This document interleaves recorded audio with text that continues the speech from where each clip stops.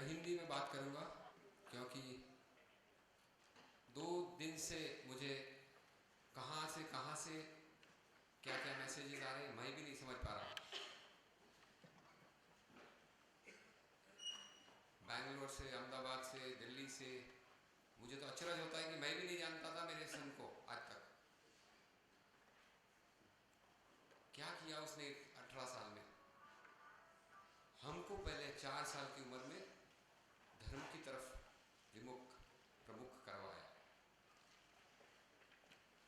बहुत किताबों में पढ़ा रहेगा आपने कि किसी बालक ने अपने पिता या माता को धर्मोपमाया होगा की शुरुआत कराई होगी और मैं उनमें से सदनसीब हूँ। इसलिए मेरे तो जीवन में 4 साल से वो मेरा कल्याण मित्र बन गया। आगे रफ्तार बढ़ती रही। कितने कितने लोगों ने उसकी इस गढ़तर के पीछे आचार्य भगवान युगभूषण सूरी जी महाराज साहब, आचार्य भगवान कीर्तियश्वरी महाराज साहब, निर्मल दर्शन योगजीत महाराज साहब, बहुत साधु महात्माओं ने इस नन्हे से बच्चे में प्रतिभा देख के इनको एक एक करके आगे स्टेप लेते गए। मैं सब उसका साक्षी हूँ क्योंकि मैंने देखा है कैसे धर्म की दृढ़ता, आचार की दृढ़ता, जब सम्यक्त वर्त उचराने के लिए इसके भाव हुए तब मैं उनको आचार्य भगवान के पास लेके गया। उम्र छोटी थी इसलिए आचार्य भगवान को थोड़ा सा प्रश्न हुआ, इसलिए उन्होंने रात को उसको लेके आइए। उसको उसकी वजह के हिसाब से प्रश्न पूछे और जो उसने आंसर दिए उसमें साहेब जी तैयार हो गए इसको सम्यक्त वर्त उचराने के लिए। मेरे जीवन में वो धन्य भाग्य था कि मैं वो साक्षी होके देख रहा था कि एक धर्मी जीव या आराधक जीव न तो परिवार को परिवर्तन किया लेकिन गुरु के पास अपना स्थान मिलवा लिया। सम्यक्त व्रत क्या होता है, देव गुरु और धर्म की पहचान। बहुत कहना इसी है, सुदेव सुगुरु धर्म, पर उसने पाल के दिखाया है। अन्य के मंदिरों में कभी नहीं जाता था क्योंकि उसका कहना साफ था कि मेरे को किसी ने राइट नहीं दिया है, अन्य भगवानों को मैं नहीं मानता हूं तो उनकी अभ्यास करने के लिए। जब ऐसे सुनते थे उनके मुंह से तब लगता था कि क्या आराधना करके आया रहेगा जीव। घटना आगे बढ़ती रही। गुरुकुलवास का सेवन एक के बाद एक स्टेप चढ़ते गया, सूत्रों का, अर्थों का। लेकिन एक इस लंबी दौरान में मैंने देखा कि उसने बचपन से लेके जब तक गया एक भी चीज का डिमांड नहीं किया मेरे पास। अद्भुत थी इसकी ये पुण्याई थी, सब मिलता था लेकिन कभी नहीं मुझे ये चाहिए ये नहीं चाहिए, मैं से मुझे ये जमता है ये नहीं जमता है। गुरुकुलवास में मेरे धर्मों के कार्य के कारण मुझे साहब जी के पास बार बार जाना पड़ता था। मुझे जिस तरह से मैं नहीं समझ सकता हूँ ऐसे वो संभालता था मुझे। और मेरी 1 मिनट हमारे बीच में, अगर हम महीने में मैं 10 दिन गुरु के पास रहा तो हमने 10 मिनट तक बात की होगी, ऐसे मुझे याद नहीं आता। हमारी बात 2 मिनटें होती थी, खाने के टाइम पे होती थी, लेकिन न कभी कंप्लेन, न कभी उसकी फरियाद कि पिता ध्यान नहीं दे रहे। किसी ने पूछा क्यों तुमको मन नहीं होता है? मन तो होता है लेकिन पिता के पास बहुत उच्च काम है और साहब जी का और पिताजी का टाइम खराब नहीं होना चाहिए। इसलिए एक शासन रत्न या सास जिसको मैं बोलता हूँ कि इस भूमिका पे पहुंच चुका था कि जिसको मेरे हबी के समय में बात करूं तो एक महाश्रावक तैयार हो चुका था। और इस तैयार होने के लिए अढ़ाइया पंडित महाराज साहब की निश्रा में और निमित्त बने दिनेश भाई थलिया। उनका उपकार है इसके ऊपर क्योंकि उन्होंने उसको स्टार्ट दिया। और कई आराधक भाई, मेरे कल्याण मित्र रश्मि भाई, और उन्होंने इसको पहले आगे पुश किया। उसके बाद पात्री इसने महाड़ पहनी कीर्ति स्मारक साहब की दिशा में, वहाँ उसको मिले और कल्याण मित्र हिमांशु भाई और धनेश भाई, और ये सब कल्याण मित्रों ने इसको एक एक करके आगे लेते गए। और महात्मा निर्मल दर्शन जो इसमें आचार की चुस्तता की, मैं सबका साक्षी, कैसे जीव को आगे लिया जाता है। जो साहब जी का था कि एक श्रावक को पकाने के लिए 20 साल लगते हैं, ये हकीकत है। 18 साल की उम्र में वो अभी उसको पाने की ज़रूरत थी, लेकिन हम कभी नहीं पाए, वो पा चुका था। यह हमें समझना है और हमारे जीवन को परिवर्तन लाना है। 6 महीने से पता नहीं फ्रूट का त्याग किया था, एकाशना कायम रहता था, तिथियों में आंबिल उपवास सहज था, कोई फरियाद नहीं। और हमारे जैसे जो, हम तो कोई तप नहीं करते, इतने आचार नहीं पालते, हम हमारे जैसे कल्याण मित्र कवि साहब जी के पास जाते हैं तो सबको भक्ति करने के बाद खुद अपना एकाशना करता था। इस 2 दिन के दरमियान इतने एसएमएस, और एक एसएमएस तो मेरे लिए इसलिए इंपॉर्टेंट है कि non Jain has started believing in Jainism. अगर एक बीज इतना पक सकता है तो आपके हर एक के घर में कितने बीज हैं, पकाइए।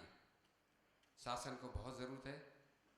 एक शासन का रत्न गया, लेकिन हम अगर आज के दिन में संदेशा लेंगे तो ऐसे 100 शासन के रत्न पका सकते हैं। जवाबदारी अपनी है। आज मैं सबसे निवेदन यही करता हूँ कि अप्रशस्त शौक कोई मत कीजिएगा, आत्र ध्यान मत कीजिएगा।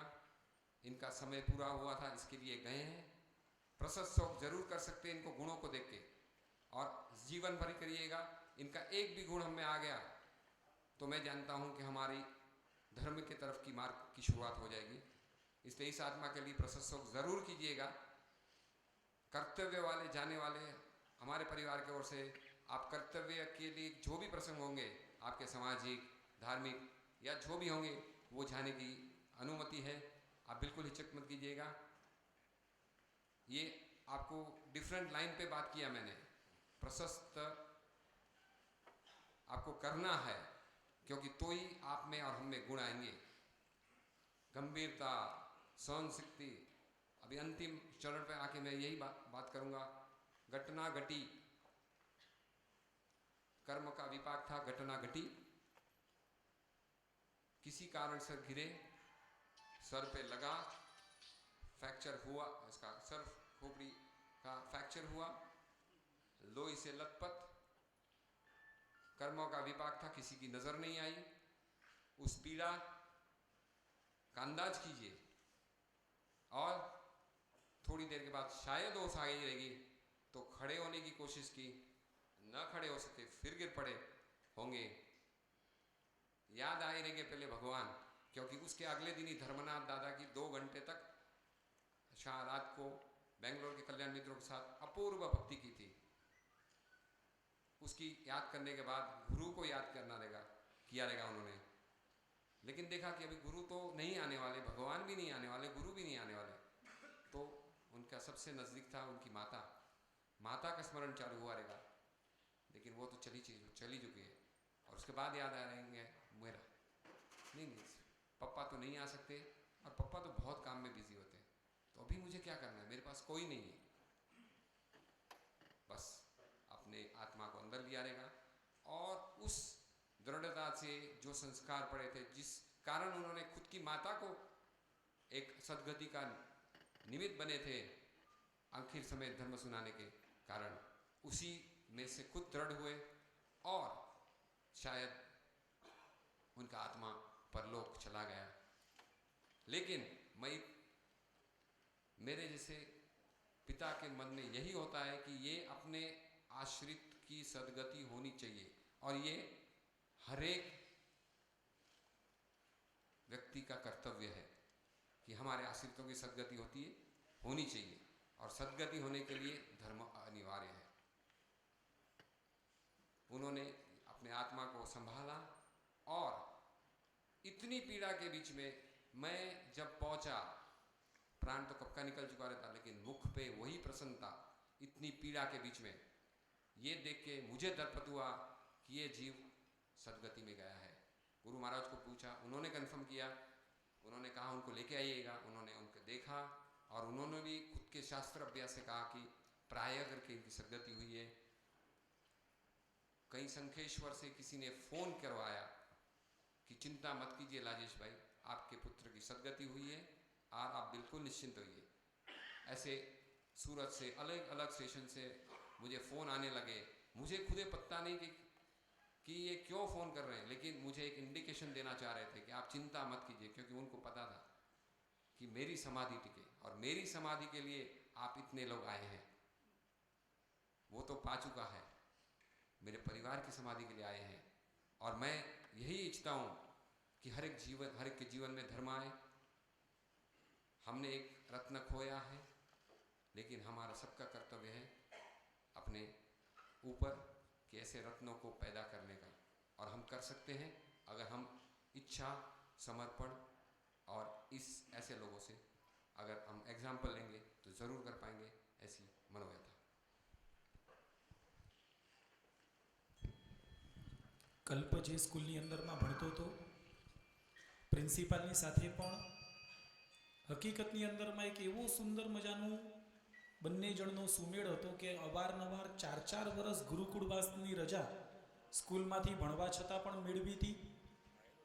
महत्वनी वात ए छे के 4-4 वर्ष गुरुकुळमां रहेवा छतां पण हૈયાનો ઢાળ આરાધનાનો હોવા છતાં પણ જ્યારે એસએસસી વગેરેની એક્ઝામો આપી ત્યારે લગભગ 90% એ ઉત્તીર્ણ થયો હતો। એટલે આ એની શક્તિ પણ હતી અને એમણે પણ પોતાના જે ભાવો વ્યક્ત કર્યા છે, પ્રિન્સિપાલના શબ્દો પણ આપણે રાજેશભાઈ પાસેથી સાંભળીએ। Dear Rajesh Bhai, the sad news of sudden demise of Master Kalp was difficult to be believed. When it reached me, it has been a great loss not only to all of us but to the society as a whole, as at later years he would have been spreading spirituality as a religious leader. Destiny decided otherwise, as many great souls are short-lived on this earth. Though I was present at your residence yesterday, I had no courage to meet and talk to you.